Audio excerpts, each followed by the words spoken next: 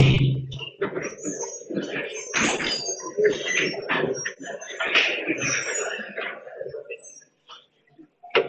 afternoon, everyone.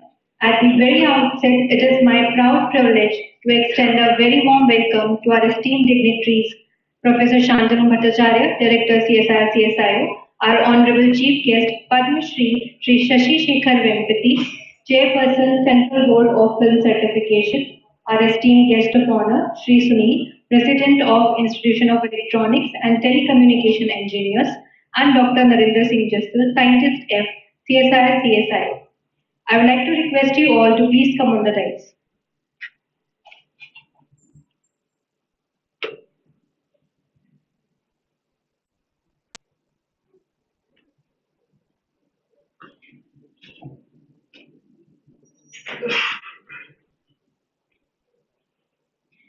It also gives me immense pleasure to warmly welcome our distinguished dignitaries of the dais, respected scientists, invited guests, officers, and staff members present here today for the concluding ceremony of National Technology Week celebrations at CSIR Central Scientific Instruments Organization.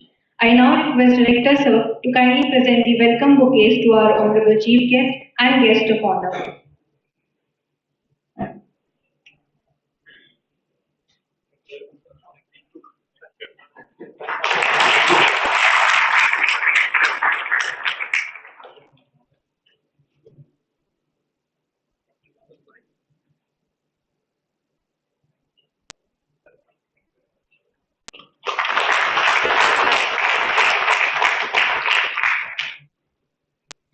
Thank you for your gracious presence, sir. Over the past few days, CSIR-CSIO has celebrated National Technology Week through various engaging activities, including technology exhibitions, laboratory visits, scientific interactions, quizzes, and knowledge sharing sessions, all aimed at promoting scientific awareness and innovation. Today marks the successful culmination of these celebrations.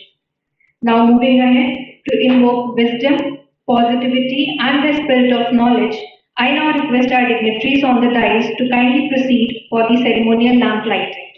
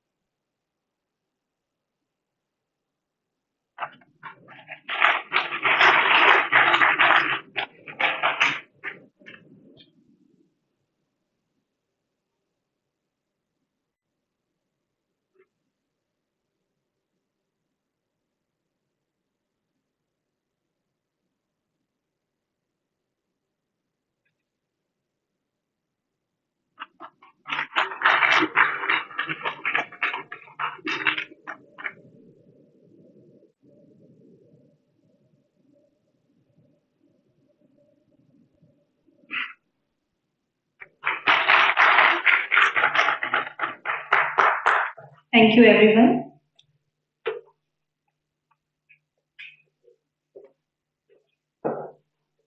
CSIR-CSIO has consistently remained at the forefront of scientific innovation, indigenous technology development, and advanced research in scientific instrumentation. The organization continues to contribute significantly towards national development through its pioneering research and technological excellence. These initiatives truly reflect CSIR-CSIO's commitment towards fostering innovation, scientific curiosity, and technological awareness among society. Now, to further address the gathering and share his valuable thoughts on this special occasion, I now request Director Sir to kindly deliver the welcome address.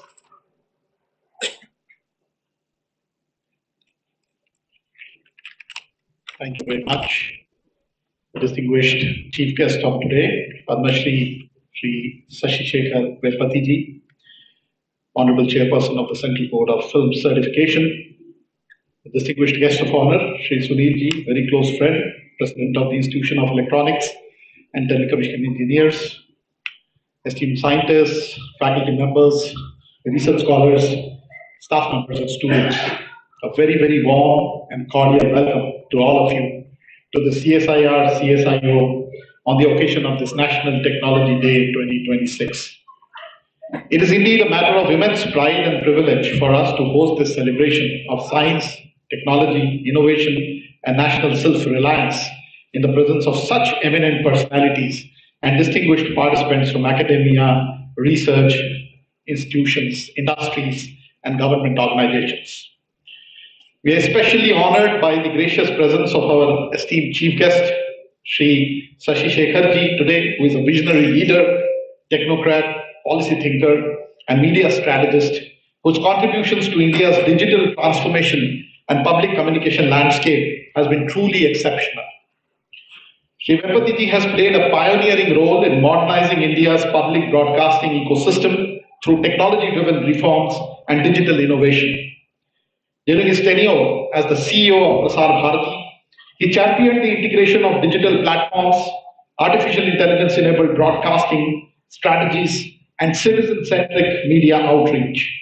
His leadership has consistently reflected the belief that technology must serve society, strengthen democracy, and empower its citizens through informed communication.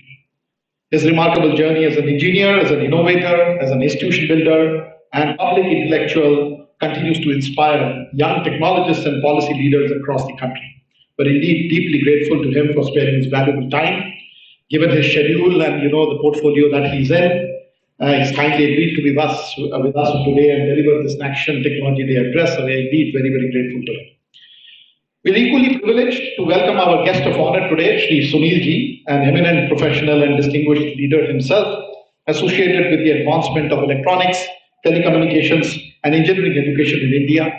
Under his able leadership, the Institution of Electronics and Telecommunication Engineers has continued to strengthen professional excellence, skill development, research collaboration, and technological awareness among engineers, students, industry professionals, and many other stakeholders.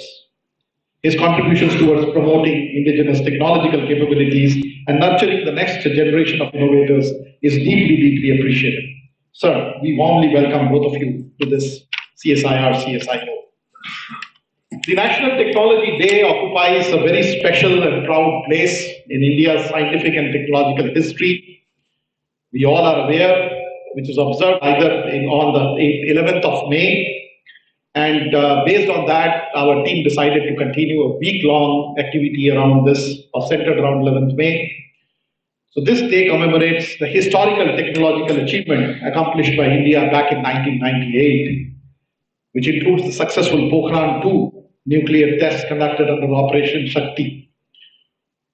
Subsequently, the maiden flight of the indigenously developed Hansa-3 aircraft, which is a contribution of CSIR to India, also was carried out, and the successful testing of the Trishul missile systems also were carried out on this very auspicious day for India. These landmark achievements demonstrated before the world India's scientific strength, technological capability, strategic confidence, and unwavering commitment towards self-reliance. They also reaffirmed the extraordinary caliber and dedication of Indian scientists, engineers, technologists, and defense researchers. Recognize the significance of these achievements, our former beloved Prime Minister, Bharat Ratna Atal Bihari Vajpayee, declared 11th May as National Technology Day back in 1999 to honor the relentless efforts of India's scientific community to inspire future generations to pursue innovation-driven nation building.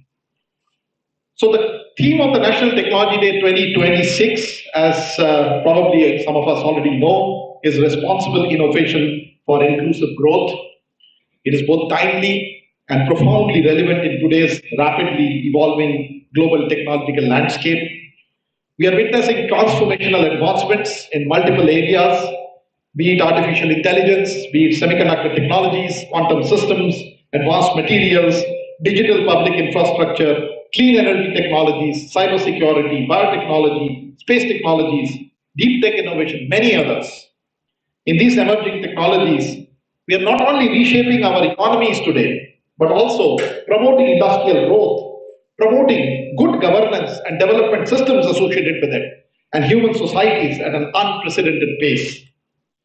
However, technological progress cannot be measured merely by just the sophistication or just the scale. True innovation must remain ethical, they may remain inclusive, sustainable, accessible, and socially meaningful. Technology must bridge divides rather than widen them. It must empower humanity rather than marginalize the vulnerable communities.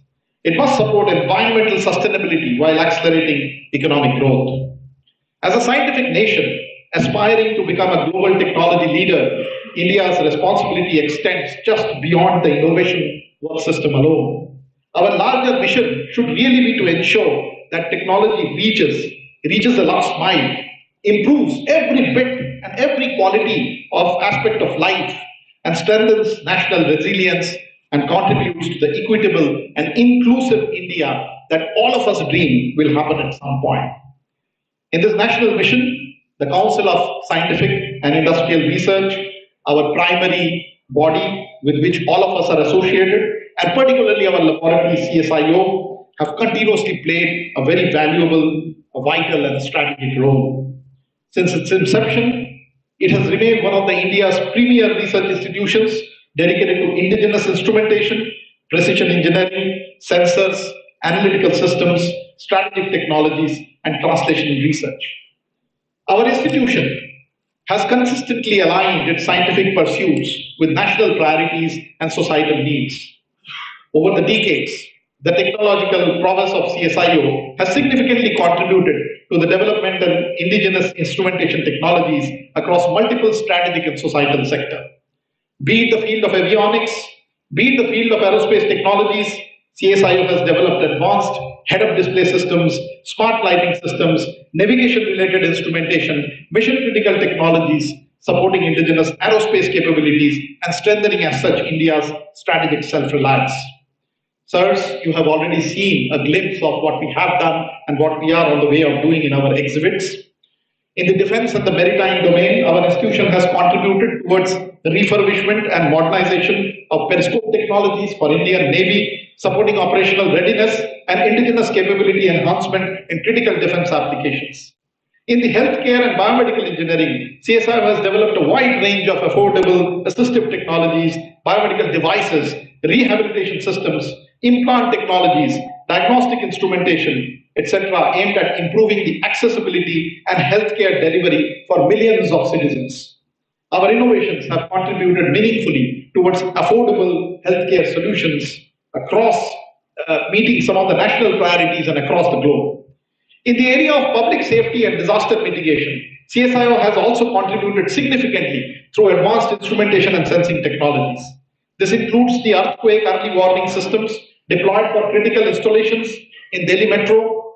Such technologies demonstrate how science and engineering directly contribute to safeguarding human life and public infrastructure.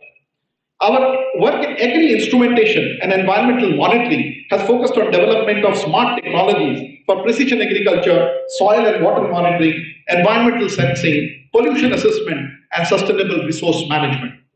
These technologies support farmers, policymakers, environmental agencies, and rural communities in addressing emerging ecological and agricultural challenges.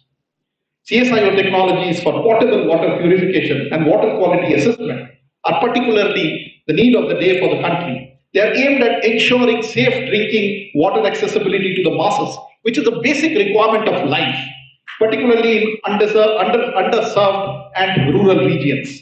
Such initiatives reflect our commitment towards socially relevant and inclusive technological innovation, growth, and development. Through technology transfers, industrial partnerships, translational research, and innovation-driven approach, CSIO has and is always determined to actively contribute to the vision of the true Atmanirbhar Bharat. Our technologies have reached industries, hospitals, laboratories, educational institutions, farmers, defense establishments, and common citizens, demonstrating how scientific research can really create the difference, create the measurable societal impact.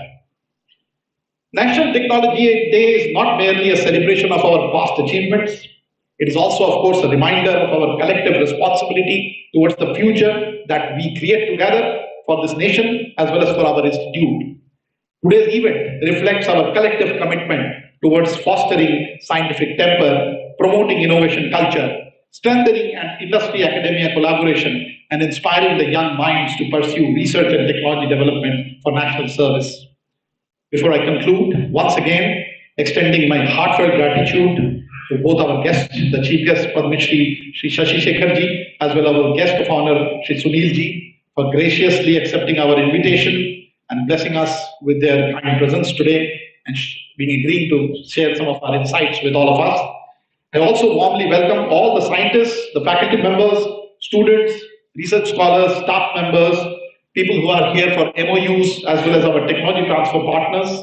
Your presence truly reflects the shared commitment which we all have towards advancing science, technology, and innovation towards this national development.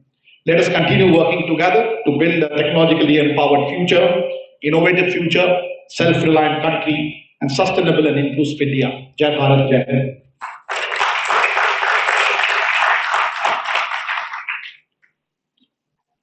Thank you, sir. We shall now move ahead with the address by our esteemed guest of honor, Shri Sunil, President of Institution of Electronics and Telecommunication Engineers and President of the Broadcast Engineering Society of India. With over 3 decades of rich experience in broadcasting and technology leadership, he has held several distinguished positions at Prasar Bharati and has been associated with prestigious organizations including ISRO and the Asia Pacific Broadcasting Union. Ladies and gentlemen, please join me in warmly welcoming Shri Sunil to address the gatherings.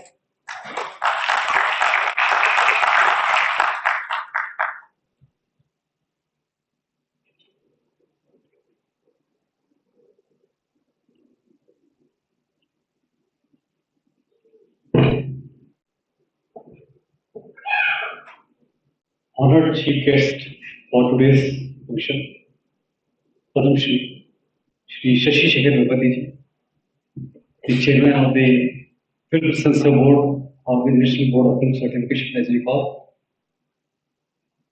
Dr. Shantanu Bhattacharya, the visionary scientist, and all applauds after seeing the work done under his leadership by the scientists of CSIO, CSIR Chandigarh, Dr. Narendra Singh Desai, Head BDG CSIR-CSIO Chandigarh, distinguished scientists present over here, delegates, ladies and gentlemen. It's an honor, friends, and privilege to be here to share the dais with the dignitaries and such luminaries and the august audience and the scientists present over here as we commemorate this very important day, the National Technology Day, and on a very apt theme, responsible innovation for inclusive growth. Also discussing the digital lifelines, strengthening resilience in a connected world, because connectivity is the lifeline today. This day being celebrated to recognize the responsible innovation and the transformative role, especially of the communication technologies in shaping societies, economies, and the human progress. And conclusively, at the scene says, and as we have heard after visiting all those labs, which aims to highlight ethical and inclusive technology advancement towards the Atmanirbhar Bharat. We could truly see, we speak a lot, we promote a lot for the Make in India initiative. And today, just prior to this conference, we had a visit to the exhibition area where we could really see the work, what the scientists of the CSIR-CSIO have done, making truly and achieving in spirit the Atmanirbhar initiative of the Government of India. So thank you, and I congratulate all the scientists who have worked very hard. This was really an eye-opener. I came to CSIR-CSIO Chandigarh earlier also, but I could never know this volume of the work and such intense work being done by the scientists under the visionary leadership of Dr. Shantanu Bhattacharya. We are told that he has a lot of time to spend here in this organization, And I truly appreciate and believe that by the end, something great and some good milestone will be achieved towards the Make in India initiative which the government of India is promoting. Friends, while it's well known and to mention some of the India's major initiatives to promote science and technology, as again we got from our discussions, the Digital Quantum Mission, India Semiconductor Mission 2.0, Deep Ocean Mission, ANRF, and the Vigyan Dhara scheme, they are the leading in India's technological frontier. And the additional initiatives like Biotech Kisan, like IDEX, and the Nation Mission of Interdisciplinary Cyber Physical Systems, these enhance the scientific indigenous capabilities. We are focusing on the integration and such missions. CSIR-CSIO is very much a part of all these missions. This day, we all know, this marks how the Operation Shakti showcase India's scientific strength and reinforce its strategic autonomy in the global order. We also celebrate the transformative role of the ICTs in driving this global progress. IETE, as I represent, is India's premier professional body dedicated to advancing science and technology and digital innovation. As an institution, is committed to advancement of ICT and is deeply conscious of its shared responsibility to ensure that this progress is inclusive, equitable, and empowering for all. Emerging digital technologies, they hold immense potential to improve people's lives and accelerate progress. That is what Dr. Shantanu Bhattacharya just told, that all the technologies have to converge and translate into public welfare or public good. 2 days back, we observed the World Telecom Corporation and International Society Day 2026, which carried a similar theme, the digital lifelines, strengthening resilience in a connected world, reminding us that in today's interconnected age, digital networks are no longer mere tools of convenience. They are essential lifelines to sustain governance, healthcare, education, disaster response, commerce, and human relationships. And over the past decade, and especially during the global crisis, such as the pandemics, the natural disasters, and the geopolitical situations, we have witnessed how resilient digital infrastructure can keep societies functioning. Today, again, during the visit of the labs, I saw a lot of the work being done on the COVID and COVID related areas. And to cite one example, I will take the pride in bringing out to you that amongst the disasters, pandemic was one of them. And in 2019, when the pandemic set in and the life came to standstill, the public broadcaster, it had three mandates: inform, educate, and entertain. The public broadcaster was fortunate, way ahead and progressive in digital transmission, and had just implemented the e-office system just 3 months prior to the onset of the pandemic. I take pride in saying that it was the digital man of India, as known none other than our chief guest today, who was the then CEO of Prasar Bharati.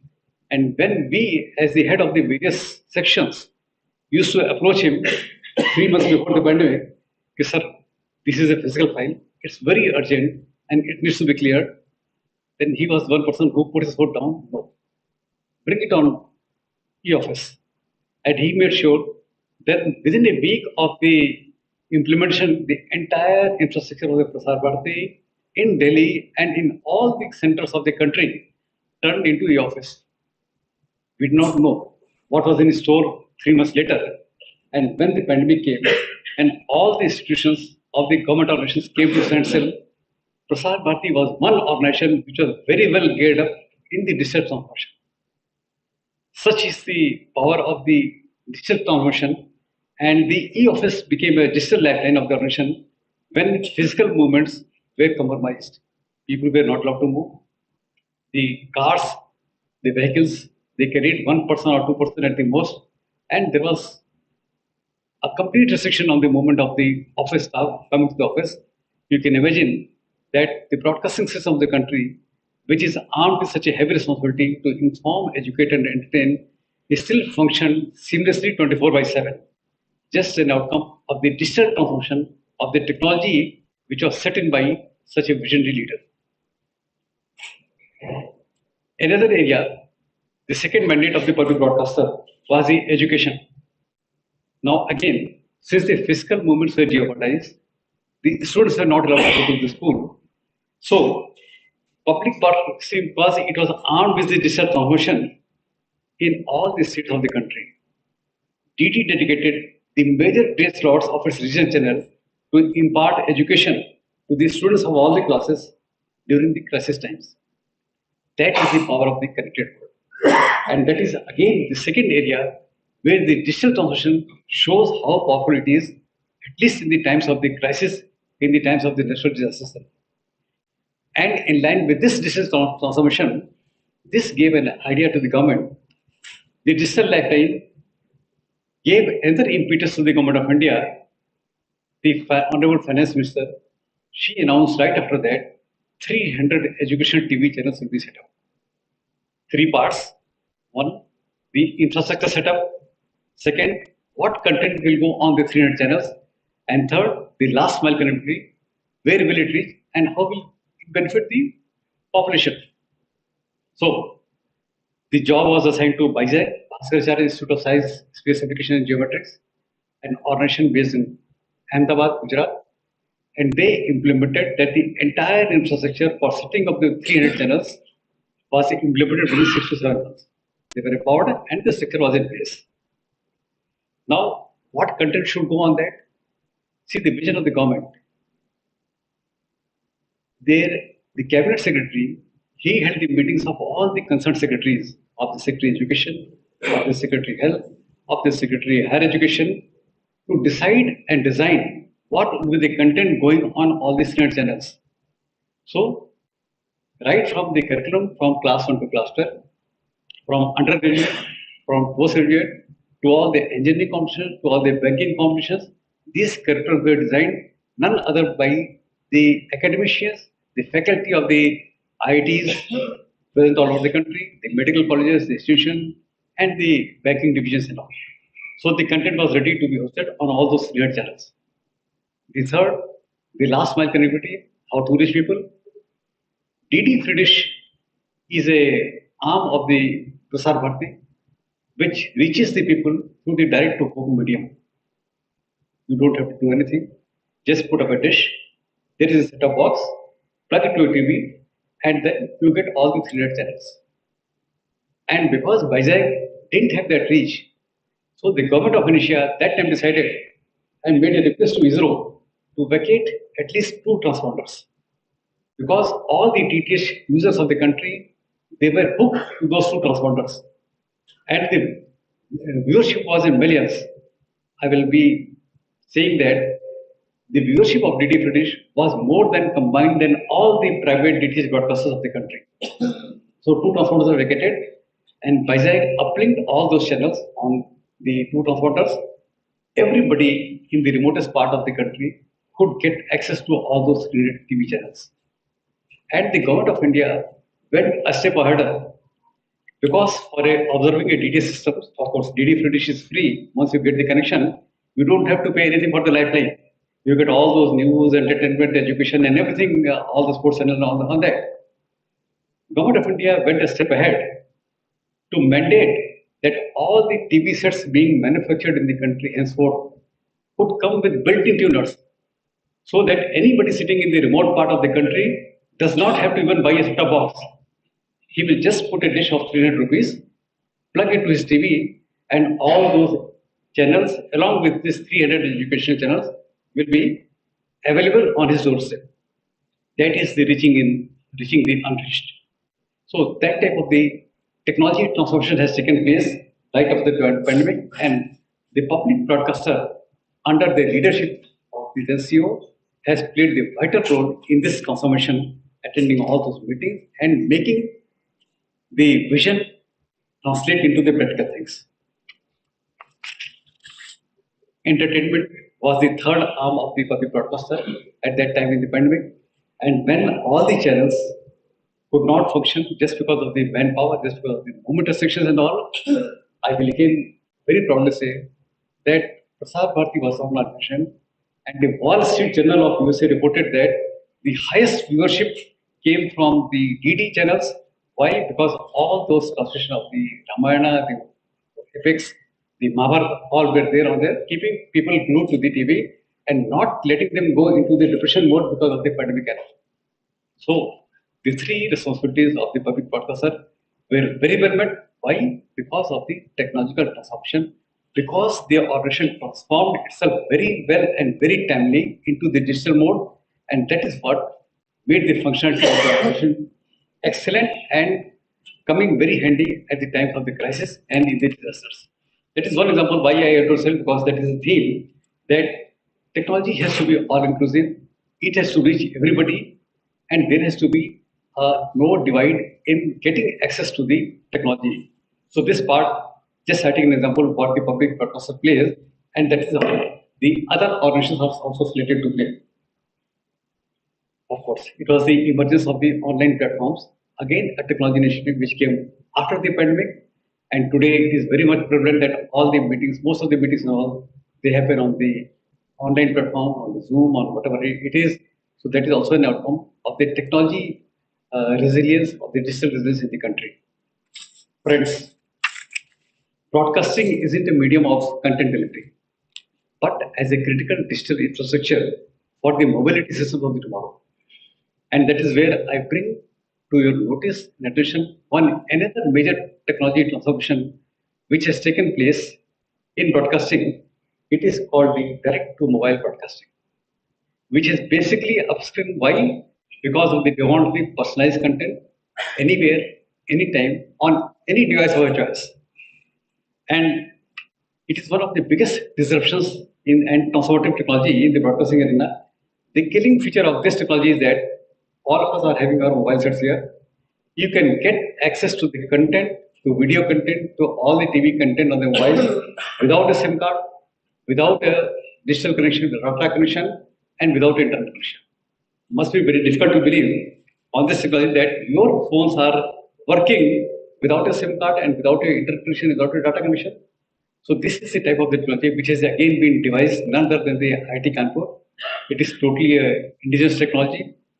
The chips have been designed again in the country by Sankhya Labs, now the Tejas networks, making it a truly IPR, India holding the IPRs, and what Dr. Shantanu Bhattacharya told, that we have to pave our way towards Atmanirbhar Bharat.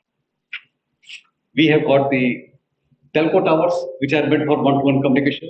They have got a particular switching system. We have got the broadcasting towers, which are meant for one-to-many communication. They have got a separate frequency spectrum assigned. So whenever you call somebody, then you are connected to a tower, and it is one-to-one communication. And whenever there is a peak loading, because 80% of your communication on the phones is video. So whenever there is a peak loading, then there are call drops, there are quality of service gets compromised. So what is this direct to mobile broadcasting? Again, I'll say that whenever there is a peak traffic and the AI detects that this is peak time and there are call drops and all, that time 80% of the traffic switches from the telco to the broadcasting. Your quality of the service improves, your spectrum remains conserved, and it is a nation saving. And today, if there is 1 lakh connection and you have got 1 lakh towers, suppose to cater to that, with the type of the demand increasing, with the type of the number of phones and connection increasing, it means that the telcos also have to increase at a similar rate, they have to densify at a stronger rate. This technology will ease out that access also, and you don't need to increase your infrastructure, which is very cost prohibitive. So that is a second advantage. And I will tell you, on the spectrum conservation side, see, earlier in 1.8 megahertz band, you were getting one TV channel. With this technology, in the same 8 megahertz band, you are getting 30 TV channels, you are getting 40 additional radio channels on that. The spectrum is a very scarce resource. And we should be very proud of such innovations, such indigenous innovations of the country. developed by IT Cargo, and again, the chips being designed in our own country. What our friends, the economies play the same game. They will develop the IPRs, they will dictate the standards, they will dictate the spectrum, and the entire world has to follow. So here is a very fit case of Atmanirbhar Bharat, where we have our own IPR, we have the homegrown technology, and we will export it on the global scale to the world as a India developed technology. That is the type of the innovation which the institutions, the scientists, and the engineers of the country need to harp on, and which the government will also support. And to conclude this aspect of the direct to mobile broadcasting, what I'm telling you, just see the power that an iPhone. There is a factory outside Chennai which manufactures this phone. We are very happy that the factory gives employment to some 50,000 people. Lot of employment. But see the value addition. It is hardly 10 to 12%. Combine all the fixtrons, pegatrons, chips, machinery, land, manpower, electricity, and everything. The maximum takeaway is 12 to 15% only. So where does the remaining 85% go? If the cost of the iPhone is $1,000, the maximum takeaway by everybody is only $200, $250. So the remaining $750 goes to a person sitting in the Cupertino or USA who has developed the IPRs. That is the type of the technological development which is imperative and in which we need to invest upon. And we should be proud to say that this is a India developed technology where we hold the IPRs and where we intend to dictate in terms of the standards, we intend to dictate to the world in terms of the spectrum allocation, and we intend to export it on a global scale and harp in terms of the IPR. And that is what again Director CSI in his address mentioned, that we need to hold the patents, we need to hold the IPRs so that our economic growth and our GDP increases or rises exponentially. Friends, having said that, smart mobility is another area where this comes very handy. This is no longer just about moving people and goods. It is about moving intelligently with efficiency, safety, and sustainability. Today, when you move out from your house, you immediately put on the GPS just to know the location where you're going. You need a connectivity and you are connected to the telco towers. But what when there is a poor connectivity or low connectivity and you don't get access to your location? YouTube is an answer for that. You remain connected to any and every area of the country, even where there is no internet at all. So you are able to traverse your destination. Come to the last area, the defense sector, where GPS again is one of the factors for your warfare. Today there is no ground warfare. Today everything is warfare. And most of the things put on the connectivity. GPS was dead in the Kargil war, and things came to standstill. T2M is again an answer for that, because even if the satellite goes away, at least you are connected and all your systems are connected. Mobile. So that is the type of the indigenization and the technology harvesting which has taken place in the country. Friends, having said that, I just wanted to touch upon one aspect of the indigenization, about the Make in India, about the technological innovations happening in the broadcasting arena, and with a applaud to the work done by the scientists present over here, seeing that they have covered all those areas in their labs, from the healthcare, from the defense, from the aerospace, from anything you name. So everything has got an innovation in the labs of the CSIR-CSIO Chandigarh. Thank you all for the very nice work done, and I appreciate and I'm very proud of my association with CSIR-CSIO Chandigarh, a very esteemed organization who is doing a tremendous job in indigenization and in creating a technology which, yes, we Indians should really dwell into and do that. Thank you all very much.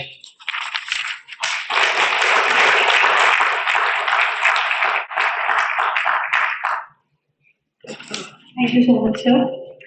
We shall now proceed towards the MOU and technology transfer signing ceremony, marking another important step towards collaboration and technological development.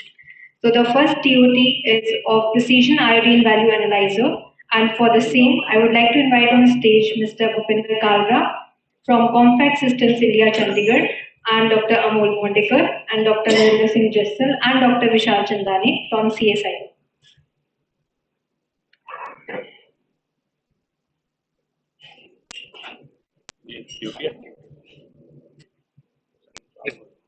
Ajay Bhupinder.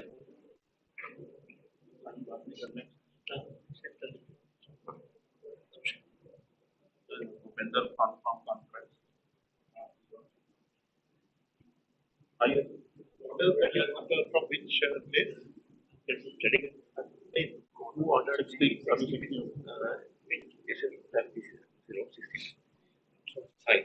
What's your place order of India? And the 28 is the pipeline. The tender is approved. So the manufacturing, how you have your own facility? Yeah, I own facility in Vempati. CSIR certificate that you get. Yeah. I actually have. I already have.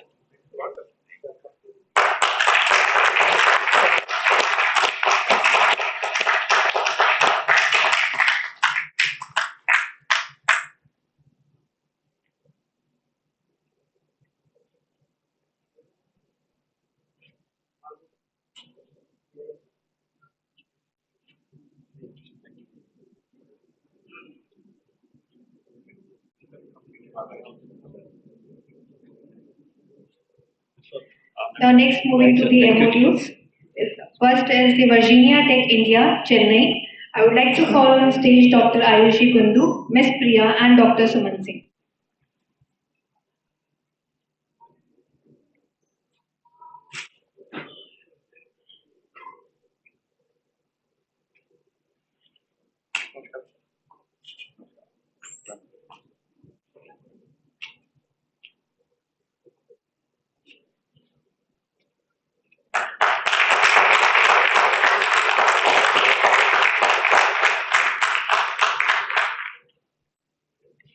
Next up we have Sunmax Power Controls Jalandhar, Ms. Sarabjeet Kaur, Mr. Abhishek Singh, and Dr. Vipin Kumar.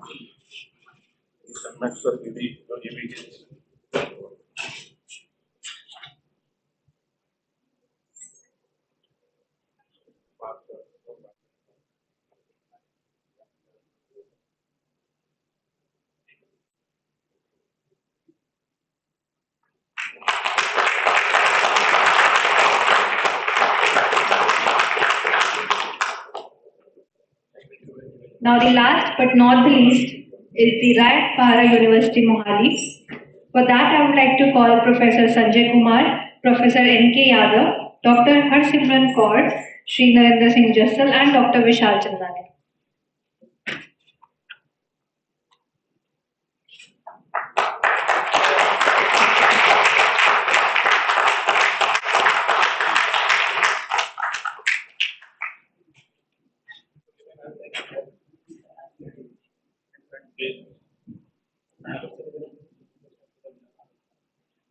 Yes.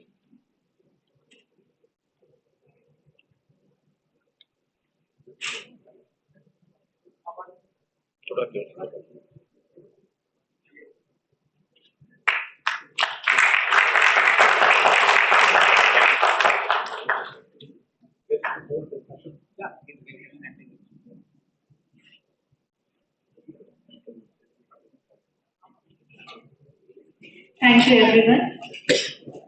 Ladies and gentlemen, now it is my privilege to introduce our Honorable Chief Guest, Padma Shri Shashi Shekhar Vempati, eminent technologist, author, and former CEO of Prasar Bharati. He is also the co-founder of Deep Tech for Bharat Foundation, widely recognized for transforming India's public broadcasting and digital media landscape. Shri Vempati has made significant contributions in the field of technology, innovation, and public communication. We are truly honored to have him amidst us today. So please join me in welcoming Sir to kindly deliver the National Technology Day talk.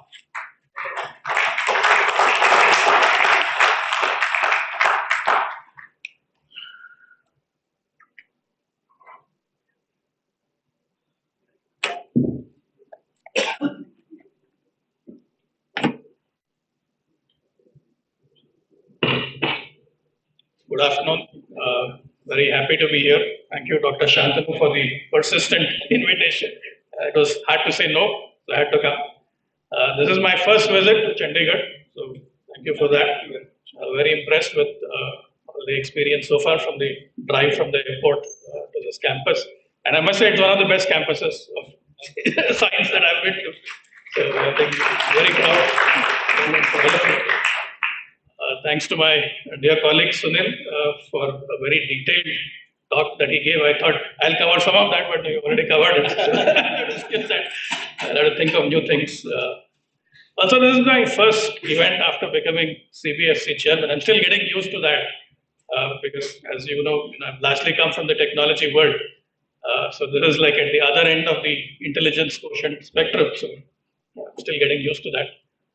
But it's kind of an interesting challenge going from technology to media to now the world of filmmaking. Thanks that you invited me for this talk on National Technology Day, and I was just reflecting on the focus of this event around innovation and sustainability, and the journey that you've had, and the visit to the exhibits today, the labs, was very interesting, very impressive, for two reasons. One is, of course, the cutting edge work that you're doing, especially contributing to the defense technology development. But the second interesting thing to me was the smaller applications, which may not be as flashy from a fighter jet standpoint, but perhaps are solving some real problems. And some of these exhibits that you showed me today, I think can solve some real practical issues, like the one to find the vein. I mean, because that's something that I've experienced multiple times, where they keep puncturing and trying to find the vein, and it's never easy to find the vein. I think these practical things, if they can find their way to the broader society, I think that would make a huge difference. In fact, I'll focus some of my talk today on that aspect. So when I look back at my own, technology journey from the IIT Bombay days, it's kind of, I think, I drifted towards innovation in one way. My first job was at Engineers India in 1995-96, and that was the time when India didn't yet have a public internet, because I think BSNL, which launched India's first public internet service, was sometime in 96-97 time frame. So at that time, I think the only kind of internet in India was ERNet, which maybe some of you would know, which was primarily at the IITs and IISc and a few research bodies. So what happened was, when I joined EIL, they put me in the R&D center in Gurgaon. And interestingly, it was one of those R&D centers which had ERNet access. So they had some idea of what the internet was, but nobody was using it. And those days, one of the top issues was the pollution around Taj, and the Supreme Court wanted air quality monitoring to be done, and EIL was interested in that task of doing the air quality monitoring. So they wanted a simulation software for modeling the dispersal of the pollutants. And someone told them that through the internet you can download the software that was developed in the US by the EPA, their Environmental Protection Agency. So they asked me, figure this out. How do you get this piece of software? And that kind of led me down this rabbit hole of trying to find a way to access the internet. Those days, you had to get a dial-up modem and 14.4 kbps speeds. It took forever to download 2 MB file. Right? So that kind of, I realized I was going to become a bad chemical engineer. So then I switched to software, and that's when I moved to Infosys. For about the next 16 and a half years, I was at Infosys. Again, drifting towards innovation, because if you think of companies like Infosys, TCS, and Wipro, it's largely software services. And I was this anomaly who was trying to do, innovation and products at what is essentially a software services company. It started with wireless technologies, then it drifted to enterprise mobility, because back in the late 90s was when, 3G was just about catching on, and there was a lot of talk about wireless applications and WAP and mobile internet and so on. So one of the things that we were trying to do at Infosys was to create a mobile application startup. This was late 1990s. So I was part of that, and then we started looking at how can we help larger enterprises use mobile technologies, not so much for consumer applications, but more for their internal operations. And one very strong use case in those days was using of mobile devices in the warehouses for various warehouse operations, receiving, picking, all of that. And around 2002, 2003, when this whole space was taking off, another interesting technology kind of started to be of interest, especially in the supply chain area, which is called RFID, where large companies like Procter & Gamble, Gillette, they were all looking at how can we put RFID tags on cartons, on pallets, so that you can track the movement of goods through the supply chain, and you can do better demand planning and so on. So again, that was a very interesting 2-3 year experiment on trying to create innovations around RFID, which then led us to look at wireless sensors in a broader sense, because most of what we were looking at in the case of RFID for supply chain was passive RFID. These are tags that you would see on FASTag, for example, right? It's a passive RFID tag. So from that, we started looking at active sensors, where if the device had a power source, maybe it can do more interesting things. And one of the most interesting applications that I was involved in those days, from a wireless sensor standpoint, was at what is known as the Churchill Downs. Churchill Downs, I don't know how many of you are aware, runs the Kentucky Derby, which is one of the 3 top horse races in the US. And the big use case for them is what is known as off-track betting, where people sit at these parlors, watch the race, the horse race, and they bet. And what they wanted was to be able to provide real-time analytics during the race, which lasts probably less than a minute or 2 minutes. I don't know how long the horse race lasts. They wanted real-time analytics on the progress of each horse down to 1/10 of a second. So they wanted wireless sensors to be placed on the horse so you can track that progress. So it was a very interesting, very unusual, kind of use case. So that kind of gives you a sense of the kinds of things that I had the opportunity to dabble with in terms of technology, many of which came of help when I stepped into Prasar Bharati, 10 years later in 2016-17. Because when I stepped into that role at Prasar Bharati as a CEO, and before that as a board member, what I realized is that Doordarshan and All India Radio had pretty much largely missed the IT transformation wave. Everything was in paper, there was hardly any use of information technology. Digital was just about starting, no real social media presence, no real use of digital technologies. So the first 2-3 years were largely about how do you get an organization, which is a legacy organization, a heritage organization, to adapt to new technology and to change their ways. And I think that was it was an interesting challenge, interesting learning. I was fortunate to have colleagues like Mr. Sunil, who helped us along that way in bringing about that change. Because it's very important to understand why that was challenging. When I joined Infosys in 97, the average age at Infosys was 23, 24. So that is the kind of work atmosphere you're talking about. When I became CEO at Prasar Bharati, the average age was probably 54, 55.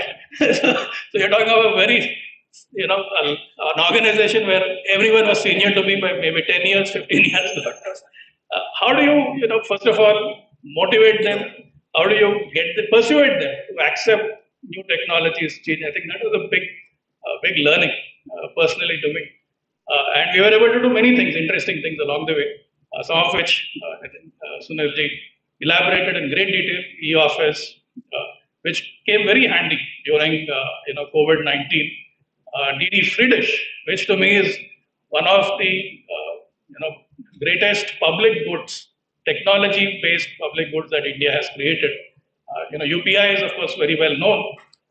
Free dish is not as well known, but it has actually made a difference because there are 5 crore households which get free-to-air, unencrypted access to television channels, which was a huge difference during COVID when classrooms were shut. Everyone was expected to online classes. But the reality is large parts of India did not have access to computers, did not have access to high-speed internet at home to be able to do online classes. So television became a substitute for many of those children. And I think the fact that was acknowledged by Wall Street Journal and other international media. So that is one very interesting technology-based public good that was created. D2M, of course, is the new innovation. We are all hopeful that it takes off in a similar manner, where we can bring broadcast signals to mobile phones. One obvious use case, of course, is consuming content, right? Getting your live streaming on phones using the broadcast frequencies, but are less popular or less known potential use cases. Can we use the same technology to distribute AI models on the edge at scale, right? Think of a low-cost phone where today, if you look at most of the phones, the user interface requires a very high degree of sophistication. It's not very easy for the average citizen to use these phones, especially the smartphones. They're quite complicated. In fact, I remember I was going to some news channel and the driver of the car was stuck in traffic. I asked him, why aren't you using Google Maps? And I said, is it too expensive for you, mobile data and all that? He said, no, it's not about cost. It is too complicated. I don't know how to use it. I can't use it. And that kind of hit me that most of the technology that we're creating, the user interface is not designed with the end user in mind. So what if we can use AI to bring down that barrier, make it easy through voice, for example, or individual? Because I see most of the drivers, they talk to Google Maps, they don't actually use the user interface.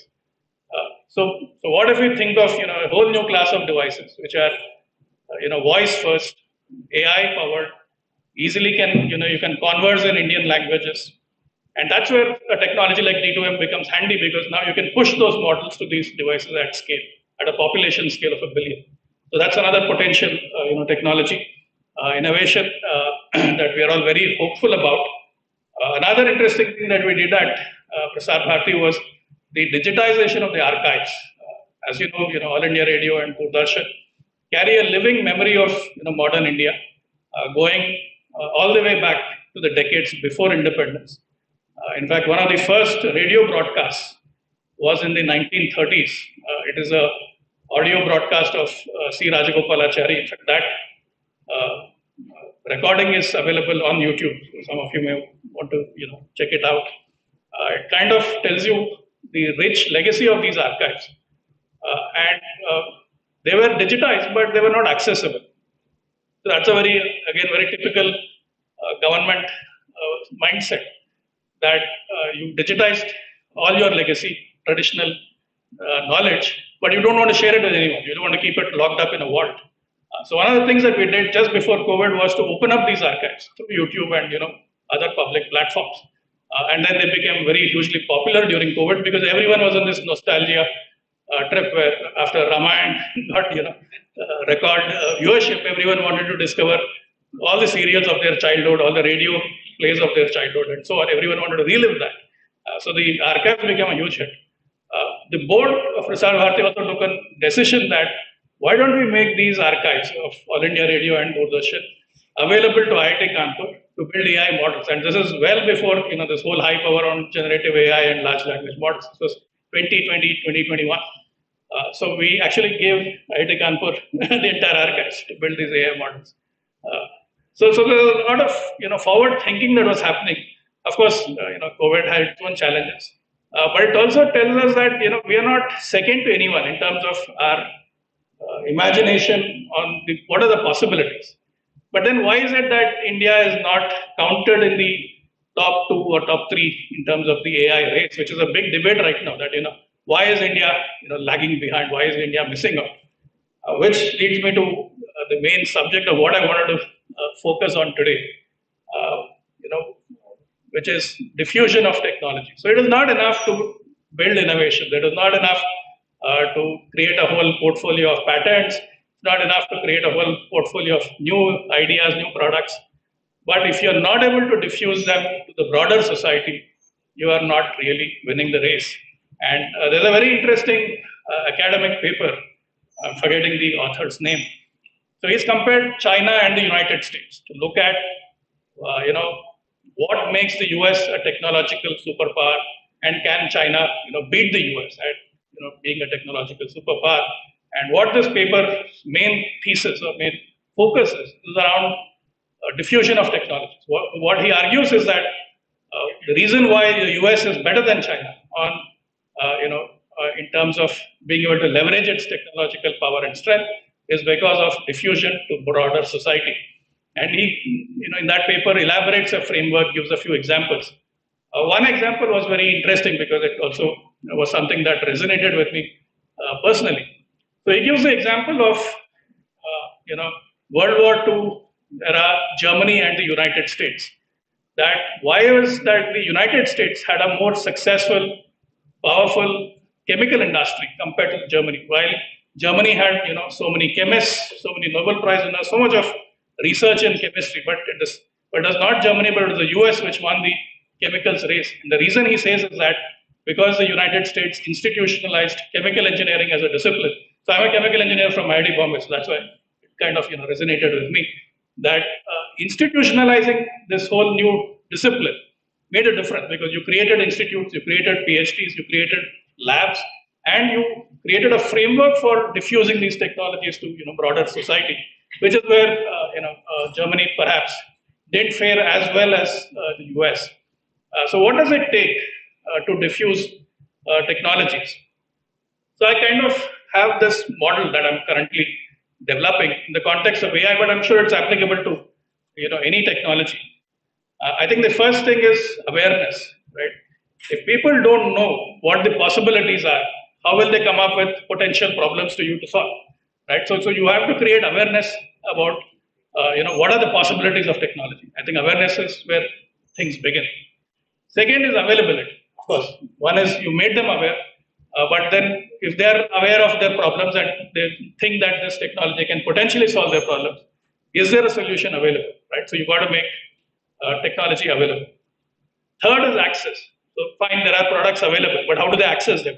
Because if they're sitting inside like our vault or sitting inside your four walls, there's no way for them to access. And then this is true of large number of dual use technologies, right? You build them for defense, like your fighter jet technologies and so on.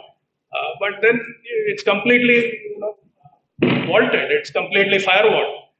How do you open it up to civilian applications? So access becomes important. The next is readiness to adopt, right? So fine, you've opened it up. You've said anyone who's interested in civilian applications, come use our technology. But then, are they ready to adopt? Is their enterprise able to absorb this new technology? I think this is where a lot of things fail. That again, it's true of AI as well today, right now in India. That many enterprises, everyone is talking about AI. There's a lot of buzz, a lot of hype, but very few enterprises are ready to absorb it within their four walls. Primarily because maybe their systems are still very rigid. They don't have very solid data sets. They don't have the culture of analyzing data at scale to be able to leverage the strength of these models. So readiness within your enterprise becomes very important. Again, Prasar Bharati was a good example. There was so much of digital technology, but we were simply not ready to absorb it. We didn't have the basic foundations in place. So how do you ensure that the broader ecosystem of the end user enterprises are ready to adopt your new technology? Then comes, I think, the most critical thing, and this is where I think India fails repeatedly, is that our approach to adoption is largely jugaad, largely shortcuts, very ad hoc, very unstructured. And I see it in example after example. When I see new government buildings built with a lot of budgets, very fancy, they look very nice, but then you see that basic best practices are not adopted. And you see this across the world. Why is our productivity level so low? It is because we have not institutionalized a culture of best practices, guidelines, because everything is a shortcut, everything is jugaad. I think this is where the the ability of the broader economy to leverage these technologies fails because we don't institutionalize best practices enough. I think the institutions like what you're talking about, where you have all these young students, doing stuff with their hands, building skills. I was very impressed with their drawings. I mean, the discipline with which you're teaching them. I hope they carry that value system when they go out and into the real world, and continue to replicate that culture of what is the best practice, what is the standard operating procedure, how do we institutionalize it, how do we make sure it is predictable, repeatable, so that way you get the value out of these technologies. Then, of course, the value realization, because ultimately the business is not realizing value either in terms of cost savings or new revenues or new markets. Then, of course, this whole exercise doesn't matter. So the business case becomes important. Then, how do you ensure the use of these technologies is sustainable? Because sustainability, we're going to see this with AI very soon. Because the path that OpenAI, Anthropic, all these large models have taken has a very big question mark on their sustainability, because they are burning cash at a rate which I don't think they're going to be able to sustain beyond another year or two, unless the entire economy starts adopting these models at scale and everyone's paying them those high subscription fees, because they are guzzling power. The GPUs are very expensive. They're building data centers which are going to cost at the scale of several hundreds of billions of dollars, and hardly any of them is making money. I mean, they're getting some revenues, but they're not making profits. So unless you have long-term sustainability built into your model, your technology will fail. And I think that's a big question mark right now on the kind of approach that most of the AI industry has taken. And then looking beyond sustainability is the ecosystem engagement. How do you bring feedback back from the market, from the real world into the lab?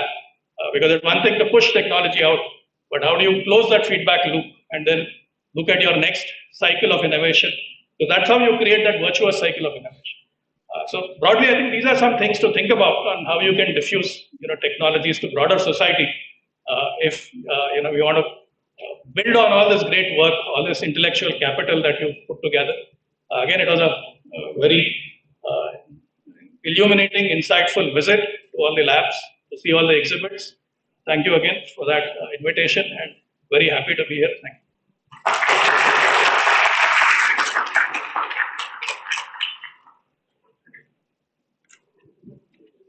Thank you so much, sir. Now, as a token of our gratitude and respect, I request Director Sir to kindly felicitate our Honorable Chief Guest and Guest of Honor with the shawl and mementos.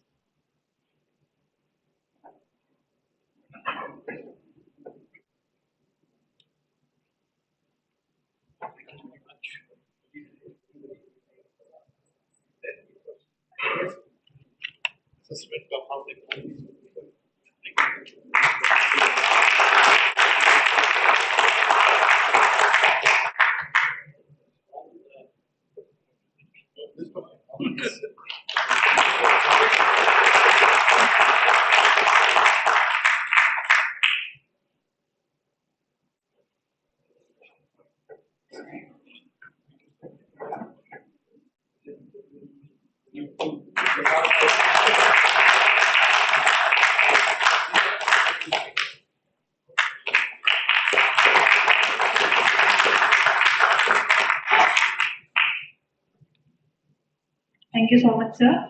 As we approach the conclusion of this memorable celebration, I now invite Jassal sir to deliver the vote of thanks.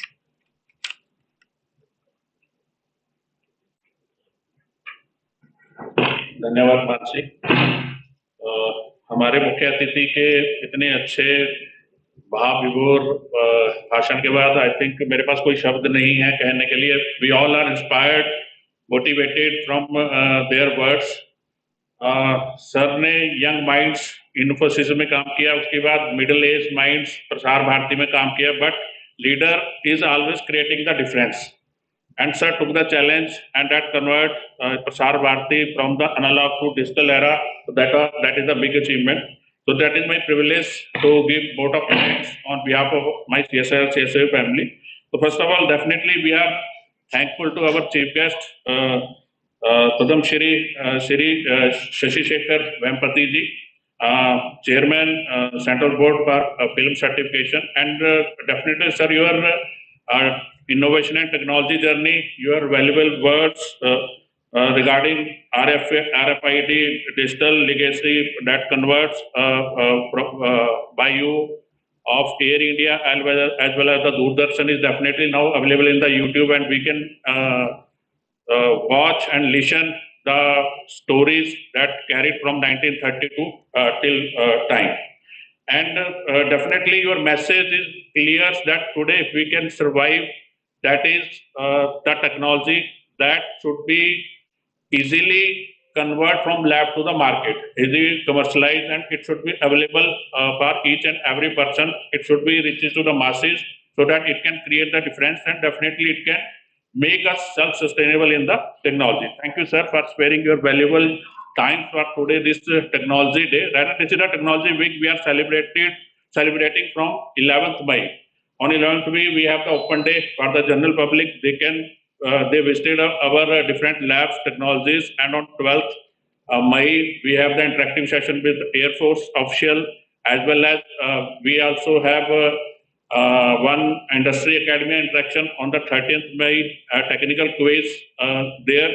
And today we are concluding the recognition of our scientists and technocrats that is happened on 11th May during this Pokhran second.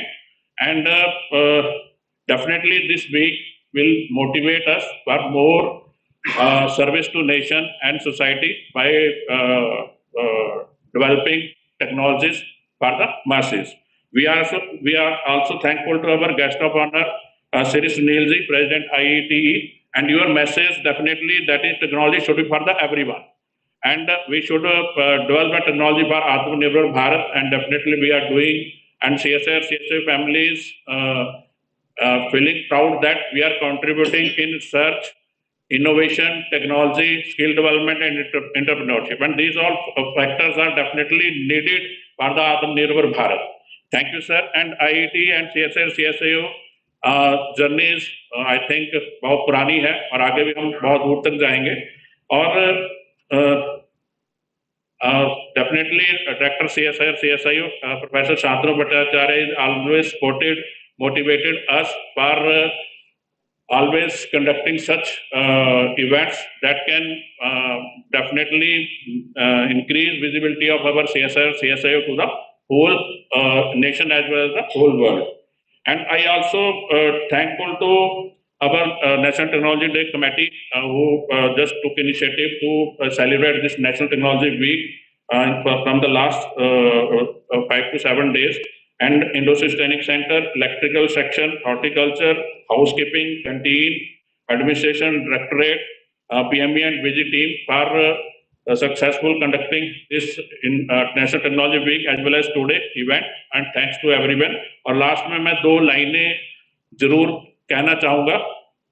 Bharat प्राचीन काल से ही खोजों की खान है.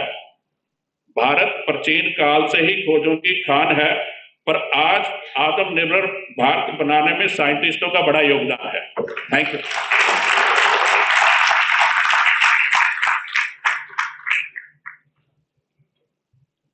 Thank you, sir.